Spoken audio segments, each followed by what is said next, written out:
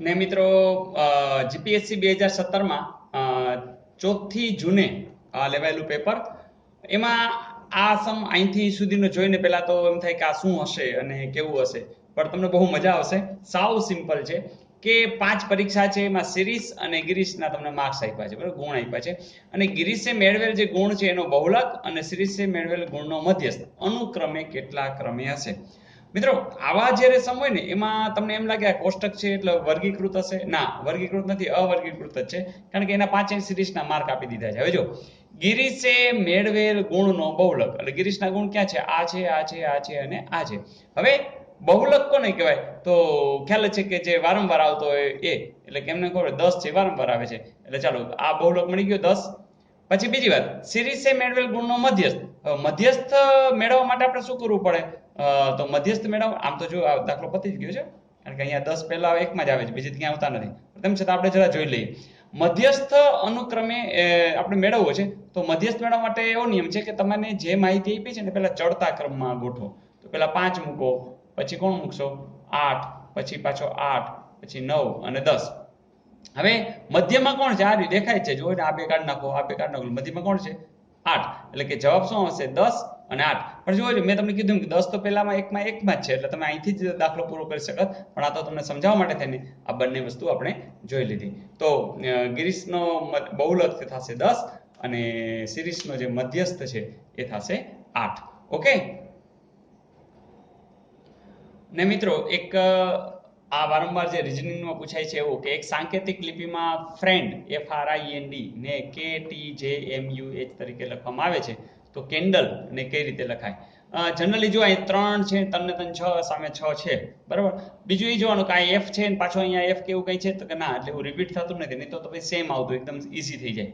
પણ અહીંયા આપણે જરા જોઈએ કે અહીંયા F છે, R છે, I છે, E છે, N છે અને D છે. તો હવે આપણે કરશું શું?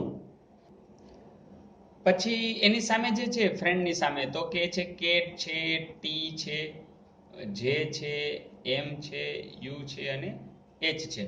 હવે જો આપણે એક જોઈએ કે દાખલા તરીકે અહીંયા કેન્ડલ છે, CANDLE. તો અહીંયા બે વસ્તુનો ઉપયોગ કરતા જશું. બધુંય કમ્પ્લીટ કરવાની જરૂર નથી, આપણે સામે જે વિકલ્પો આપ્યા છે એમાં પણ નજર કરતા જશું. જેમ કે પહેલું જોઈએ, F પછી ABCD પ્રમાણે બોલતા જઈએ, F E F પછી G H I J, એટલે અહીંયા 4 નથી. અહીંયા વિચારીએ C પછી ABC D E F G, તો કોણ આવે? H. ચાલો H વાળું ક્યાંય છે? તો અહીંયા છે, અહીંયા છે, બધે છે, એટલે હવે કાંઈ સવાલ નથી, બધી જગ્યાએ જોઈએ H છે. છેલ્લે હવે છે ABCD E F G પછી H, એટલે 3 છોડી દીધા છે. અહીંયા છોડી જોઈએ E F G H, F G H છોડો તો કોણ આવે? I. ચાલો I વાળા છે, તો હા અહીંયા છે, અહીંયા છે, ચાલો આ તો જાણે કેન્સલ, અહીંયા છે, એટલે આ 3 માંથી હશે. અહીંયા જોઈએ R S T, એટલે એક જ છોડ્યું છે, તો અહીંયા એક જ છોડ્યું, એ B છોડી દો એટલે C. ચાલો એવું આવે છે H C, ચાલો આ કેન્સલ થઈ ગયું, આ આવે છે, આ તો લેવાનું નથી, તો આ બેમાં તો બસ ફાઇનલ થઈ ગયું. તો હવે આપણે આગળ જવાની જરૂર નથી. તો આ દરેકે દરેક કંઈ ગણવાની જરૂર નથી, માત્ર જે વિકલ્પ આપ્યા છે એનો પણ આમાં ઉપયોગ કરશું તો આપણને આ સહેલું લાગશે. ઓકે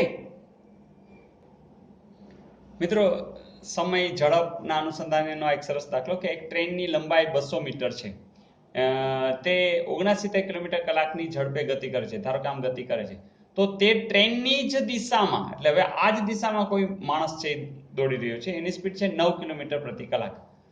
તો આ ઝડપે દોડતા માણસને પસાર કરતા ટ્રેનને કેટલો સમય લાગશે? મિત્રો જ્યારે કોઈ એક જ દિશામાં દોડ્યા કરતા હોય તો સ્વાભાવિક છે કે એ ગતિ ધીમી પડી જાય, એટલે કે આપણે 69 માંથી 9 બાદ કરી નાખશું, એટલે કે હવે સ્પીડ જે છે એ 60 કિલોમીટર પ્રતિ કલાક છે એવો અર્થ નીકળે. જો સામસામે હોત તો એક ટ્રેન આમ ને માણસ આમ હોત તો આપણે ઉમેરી દેત કે 69 + 9 કરી દેત. પેલા આ ખબર પડી ગઈ. તો આપણે આના પહેલા પણ વાત કરી હતી કે આવું હોય ત્યારે તમારે એસટી માં બેસીને દ્વારકા જવાનું છે અને વચ્ચે પુલ આવશે, તો એસટી બરાબર ડી, ઈ એક એનું નાનકડું સૂત્ર છે. એસ એટલે તો સ્પીડ, ટી એટલે તો કે ટાઈમ અને ડી એટલે તો ડિસ્ટન્સ. બીજું કે આના પૈડા બધા સરખા હોવા જોઈએ, બરાબર. કોઈ એક નાનું એક સ્કૂટરનું ને કે એવું નહીં ચાલે. એટલે કે કિલોમીટર હોય તો બધું કિલોમીટર, મીટર હોય તો મીટર, કલાક હોય તો કલાક, મીટર સેકન્ડ હોય તો સેકન્ડ. તો એ આપણે જોઈ લેશું. અને અહીંયા આપણે ડી પણ આપી દીધો છે, કેટલો છે? 200 મીટર.